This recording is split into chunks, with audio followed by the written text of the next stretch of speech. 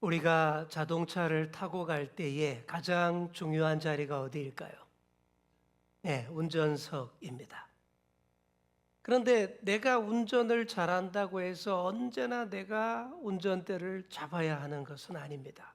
어떤 때는 너무 피곤하고 힘들어서 운전대를 다른 사람에게 맡겨야 합니다. 나 대신 운전해주면 얼마나 편하고 좋습니까? 그런데 운전자를 믿고 다 맡기면 참 좋겠는데 조수석에 앉아서도 계속 내가 운전을 하는 경우가 있어요. 입으로 운전합니다. 좀 천천히 가. 얼른 끼어들어. 앞차 조심해. 몸은 조수석에 있는데 마음은 운전석에 가 있습니다. 저도 예전에 나랑 운전 스타일이 다른 분 옆에 앉아서 많이 그랬습니다. 그러면요, 하나도 안 편합니다. 옆에서 용 쓰느라 더 피곤해요. 신앙생활도 그렇습니다. 입으로는 하나님이 주님이십니다 라고 고백해요. 근데 실제로는 내가 운전대를 꽉 잡고 안 놨습니다. 하나님, 이것도 내가 계획했어요. 하나님, 이것도 내가 하려고 합니다. 내가 다 할게요. 그럽니다. 신앙생활에서 가장 어려운 것은 하나님을 잘 믿는 게 아니라 하나님께 운전대를 잘 맡겨드리는 것입니다. 특히 내가 하고 싶은 일, 내가 좋아하는 일을 하고 있을 때는 운전대를 맡기기가 더 힘들어요. 오늘 본문의 다윗도 바로 그런 순간을 만납니다.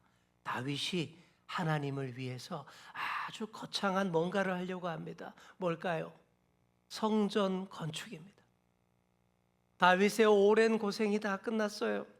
정치적 혼란도 끝냈고 하나님의 언약궤도 다윗성으로 잘 모셨습니다. 그런 때에 다윗의 마음이 이런 마음으로 가득합니다. 하나님의 언약궤가 있을 집, 즉 성전을 짓는 일입니다. 다윗 자기는 잘 지은 백향목 궁궐에 딱 살고 있는데 하나님의 언약궤는 아직도 성막에, 즉 텐트에 있단 말이에요. 이래서 되나 싶은 거예요. 이제는 이동식 성막이 아니라 한 곳에 정착된 좋은 성전을 지어야겠다, 이 생각으로 가득합니다. 이 생각 자체는 참 순수하고 좋아요. 하나님을 더 잘 경외하고 하나님께 더 잘 예배하겠다는 마음입니다. 그래서 나단 선지자에게 성전 건축 계획을 알립니다. 그랬더니 나단 선지자도 너무 좋은 일이라고 적극 찬성을 합니다. 그런데 바로 그날 밤이었어요. 하나님이 나단 선지자에게 정반대의 말씀을 하십니다. 다윗에게 가서 이렇게 전하라 라면서 말씀을 많이 하셨는데 요지는 그겁니다. 성전 건축 불가, 이겁니다. 나단 선지자가 와서 다윗에게 그런 통보를 합니다. 하나님이 왜 그렇게 하셨을까요? 오늘 본문에는 그 이유가 명확하게 나오지 않습니다. 중요한 것은 내가 하고 싶은 일이 나쁜 일이 아니더라도 하나님이 원하시는 일이 아닐 수도 있다라는 사실입니다.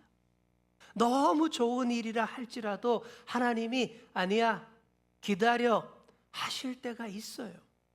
그러면 여러분 내려놓고 기다려야 됩니다. 하나님이 보시기에 아직 성전 건축을 할 때가 아니었던 것입니다. 그래서 하나님이 그러십니다. 네가 나를 위해 집을 지어주고 싶으냐? 됐어. 너도 마음만 받을게. 이 얘기입니다. 어린아이가 아빠 생일이라고 자기 용돈을 털어서 비싼 선물을 사올 때가 있습니다. 근데 보면 아빠에게는 별로 필요한 것도 아니에요. 그런데 아빠는 정말 기뻐하면서 그것을 받습니다. 선물 자체가 좋아서가 아니라 아이의 마음이 너무 고마워서이죠. 하나님도 다윗의 마음을 귀하게 받으셨어요. 성전을 짓겠다는 다윗의 마음은 받으시되 다윗의 그 계획은 보류시켰습니다. 그리고 다윗은 준비만 하게 하셨고 나중에 다윗의 아들 솔로몬 때에 성전을 잘 짓게 되는 것입니다. 자, 그런데 하나님은 다윗의 계획을 그냥 딱 잘라 거절하신 것만이 아닙니다. 곧이어 이렇게 말씀하셨어요. 네가 내 집을 짓겠다고? 아니야. 오히려 내가 너를 위해 집을 세울 것이야. 우리 11절 하반절 말씀 보시겠습니다. 우리 화면으로 11절 보시면 하반절에 뭐라고 나와 있습니까? 여호와가 또 내게 이르노니 여호와가 너를 위하여 집을 짓고.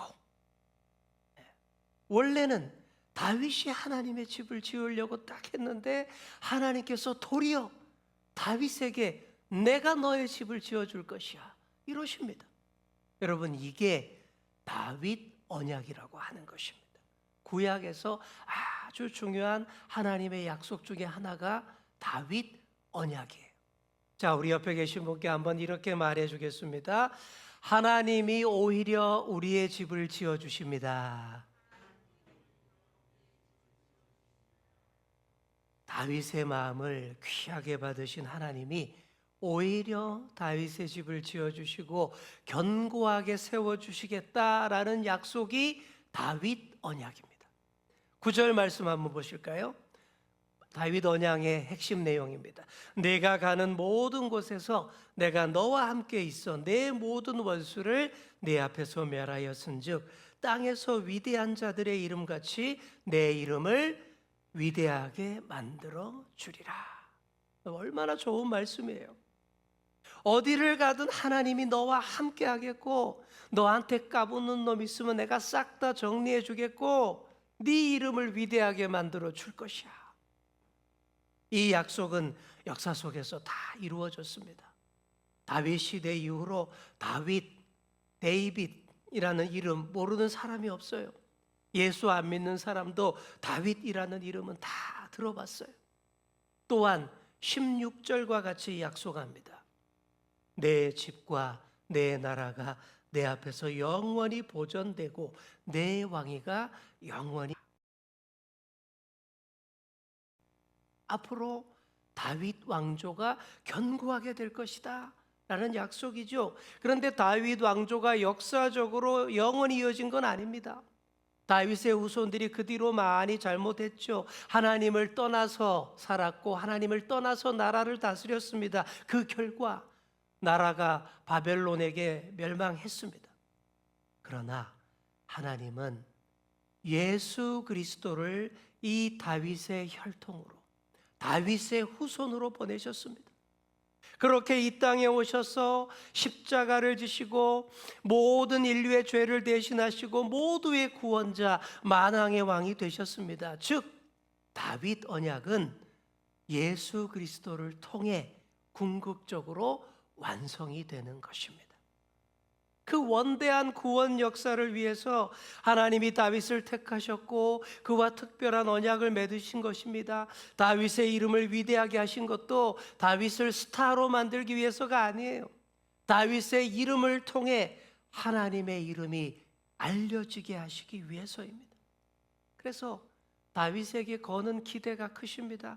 다윗아, 내가 너와 내 집에 이런 언약을 주었으니 하나님 나라를 잘 보여주는 모델하우스가 되도록 잘 해봐라. 또 메시아 그리스도를 잘 담아내는 그런 집안이 되도록 잘 해봐라 하신 거예요. 그러면서 지금은 성전 건축보다 더 중요한 일을 먼저 하라 라고 하십니다.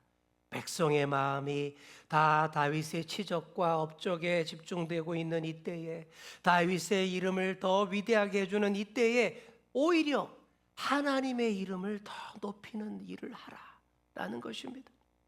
백성의 마음과 시선이 오로지 하나님께로 향하게 하라라는 거예요.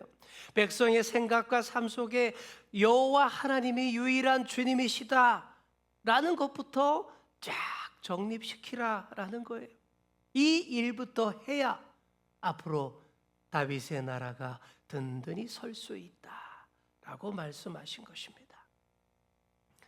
사랑하는 성도 여러분, 하나님이 나를 여기까지 인도하시고 지켜주셨습니다. 그러면 누가 보여야 합니까? 우리 하나님입니다. 하나님이 나에게 직장을 주시고 가정을 세워주시고 사람들 가운데 내 이름을 높여주셨습니다. 그러면 이때 누가 보여야 합니까? 우리 하나님입니다. 내가 잘 돼서 사람들이 나를 부러워하게 만드는 것이 신앙의 목표가 아니에요. 내가 잘 되는 것을 통해 사람들이 하나님을 바라보게 하는 것이 참 신앙의 모습입니다. 우리 교회가 얼마나 부흥하고 성장하느냐, 그보다 더 중요한 것은 우리 교회 안에서 우리 하나님의 이름이 얼마나 더 높아지느냐, 바로 이것입니다. 우리 옆에 계신 분께 말해주겠습니다. 우리를 통해 하나님의 이름이 높아집니다. 아멘. 우리 이름이 아니라 하나님의 이름이 높아져야만 모든 것이 제대로 돼요. 그 목적을 위해 하나님이 다윗과 특별한 언약을 맺으신 것입니다. 자, 그렇다면 다윗은 이 약속을 듣고 어떻게 반응했습니까? 나단 선지자로부터 하나님의 약속을 전해 들은 다윗이 하나님 앞에 나아가서 감사 기도를 드립니다. 우리 18절 한번 보십시오. 18절 상반절에 보시면 다윗 왕이 여호와 앞에 들어가 앉아서 이르되, 다윗이 하나님 앞에 어땠다고요? 앉았어요. 하나님 앞에 앉았어요. 그동안 다윗은 잠시도 편히 앉아보지 못하는 인생을 살았습니다. 어린 시절에는 양떼를 돌보느라 앉을 겨를 없었고, 골리앗을 물리친 이후로는 사울을 피해 도망다니느라 앉을 틈도 없었고, 그리고 지금은 나라를 안정시키고 언약궤를 모셔오고 성전까지 지으려고 합니다. 잠시도 앉을 틈이 없어요. 그런데 하나님과 다윗 언약을 맺은 지금 드디어 하나님 앞에 앉게 됩니다. 중요한 것은 하나님 앞에 와서 앉았다, 바로 이 사실입니다. 우리가 하루 종일 앉아 있는 것 같지만 사실 생각해 보면 제대로 앉아 있는 시간이 별로 없어요. TV 앞에 앉아도 휴대폰을 들여다보고, 식탁에 앉아도 메시지를 확인하고, 교회에 와서 앉아 있어도 다음 일정을 생각하는 분들이 많습니다. 몸은 앉아 있는데 마음은 계속 움직여요. 그러나 여러분, 신앙은 언제나 바쁘게 뭔가를 하는 것만이 아닙니다. 때로는 하나님 앞에 차분하게 앉아 있는 것이 가장 중요한 믿음의 행동입니다. 너무 바빠서 하나님까지 정신없게 만들지 마십시오.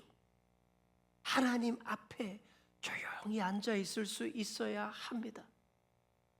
다윗이 이제 그렇게 됐습니다. 하나님 앞에 들어가서 앉았어요.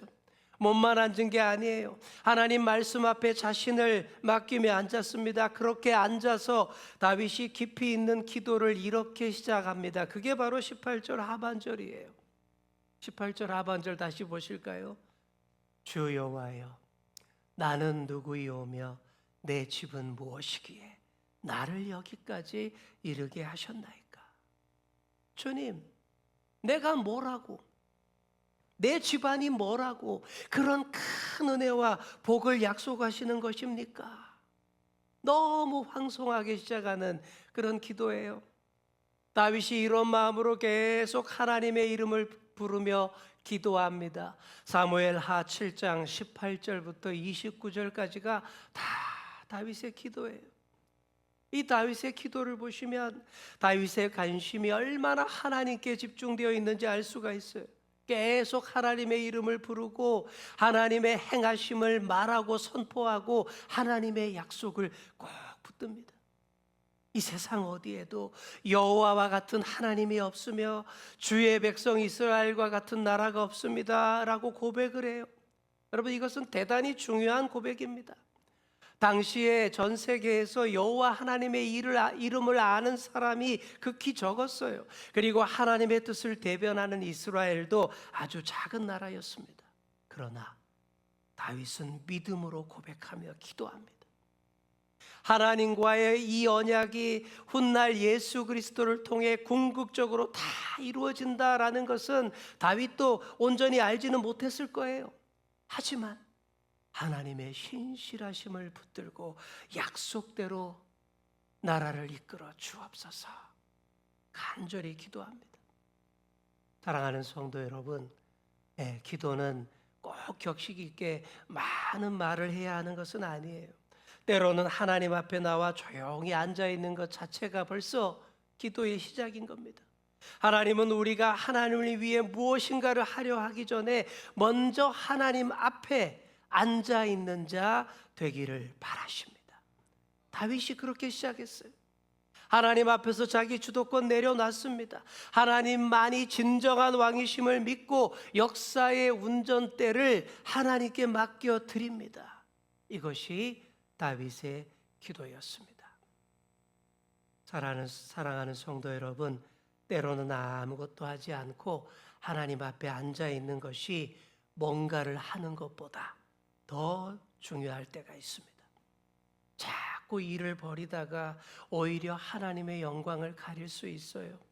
어설픈 손으로 자꾸 건드려서 망치지 마시고 잠잠히 하나님 앞에 앉으셔야 합니다.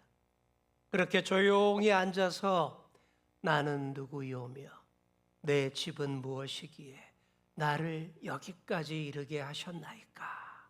다윗처럼 고백해 보시기를 바랍니다. 하나님이 우리의 길을 인도하십니다. 우리 이 시간 한번 해보겠습니다. 우리 가슴에 손을 딱 얹으시고 눈을 한번 감아 보십시오. 그리고 저를 따라 한번 해보겠습니다. 주 여호와여, 나는 누구이오며 내 집은 무엇이기에 나를 여기까지 이르게 하셨나이까? 한 번 더, 좀 더 확신 있게 다시 해보겠습니다. 주 여호와여, 나는 누구이오며 내 집은 무엇이기에 나를 여기까지 이르게 하셨나이까? 아멘. 여러분 느낌이 오시죠? 성령님께서 하시는 일입니다. 이렇게 하나님의 약속을 붙든 다윗이 다시 일어나 사명을 감당합니다. 여러분 집에 가셔서 사무엘하 8장을 다 천천히 다 읽어보시기를 바랍니다. 하나님께서 다윗과 함께 하셔서 이스라엘을 견고하게 세우는 이야기로 가득합니다. 외치와 내치를 다 잘합니다. 주변의 여러 나라들을 제압하고 이스라엘 영토를 크게 확장했어요. 오래도록 이스라엘을 괴롭혔던 주적 블레셋도 다윗이 확실하게 제압했습니다. 많은 나라들이 다윗에게 항복했고 알아서 깁니다. 조공을 바쳐요. 그리고 내치는 좋은 사람들을 적재적소에 배치해서 나라를 잘 운영합니다. 핵심은 하나님의 공의와 정의로 나라를 다스리는 거예요. 이스라엘의 황금기 최고 전성기가 다윗과 함께 시작이 되는 것입니다. 그리고 성경은 이 일들에 대해서 딱 이렇게 기록을 합니다. 우리 8장 6절 그리고 14절 우리 화면 보시면 우리 6절과 14절 끝부분에 이런 구절이 반복됩니다. 뭐가 반복돼요? 다윗이 어디로 가든지 여호와께서 이기게 하셨더라. 다윗이 어디로 가든지 여호와께서 이기게 하셨더라. 다윗이 혼자 잘나서 이긴 게 아니에요. 하나님이 이기게 해주신 것이다 라고 분명히 밝히고 있잖아요. 하나님이 다윗의 이름을 위대하게 해주신 것입니다. 이스라엘이 가나안 땅에 들어온 이래 오래도록 가나안 족속들과 여러 이민족 사이에서 운신의 폭이 참 좁았습니다. 뭘 못했어요. 그러나 하나님이 다윗을 세워서 그 문제를 해결해 주셨습니다. 하나님의 백성들이 약속의 땅에서 더 운신의 폭을 넓힐 수 있도록 또 언약 백성답게 다양한 복을 풍성히 누릴 수 있도록 하나님이 다윗을 통해 역사해 주셨습니다. 오늘의 우리에게도 우리 주연교회에도 이런 역사가 있기를 축복합니다. 우리가 하나님의 이름을 높이며 나아갈 때에 우리가 어디로 가든지 하나님께서 이기게 해주실 줄 믿습니다. 이제 말씀을 맺습니다. 사랑하는 성도 여러분, 무엇인가 자꾸 할 게 있습니까? 자꾸 하려고 하십니까? 그래서 너무 바쁘십니까? 바쁠수록 오히려 잠시 멈추시고 하나님 앞에 나와서 조용히 앉으시기를 바랍니다. 그리고 다윗처럼 고백하세요. 주 여호와여, 나는 누구이오며 내 집은 무엇이기에 나를 여기까지 이르게 하셨나이까? 하나님 앞에 앉으면 그동안 보지 못했던 하나님 은혜가 보입니다.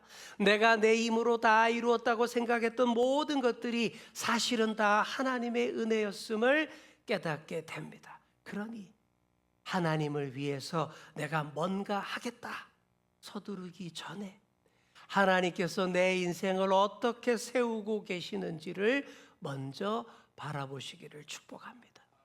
그리고 내 이름을 높이려고 애쓰기보다 나를 통해 하나님의 이름이 높아지기를 구하시기를 바랍니다.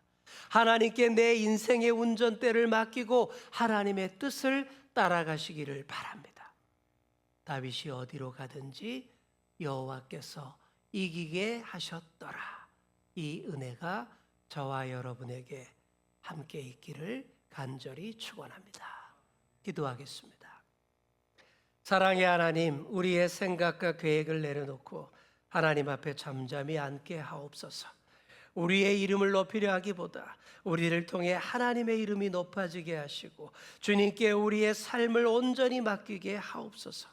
우리가 어디로 가든지 함께 하시고 인도하시는 주님을 의지하며 살아가게 하시고 우리의 삶을 통해 오직 하나님께 영광이 나타나게 하옵소서. 예수님의 이름으로 기도드립니다. 아멘.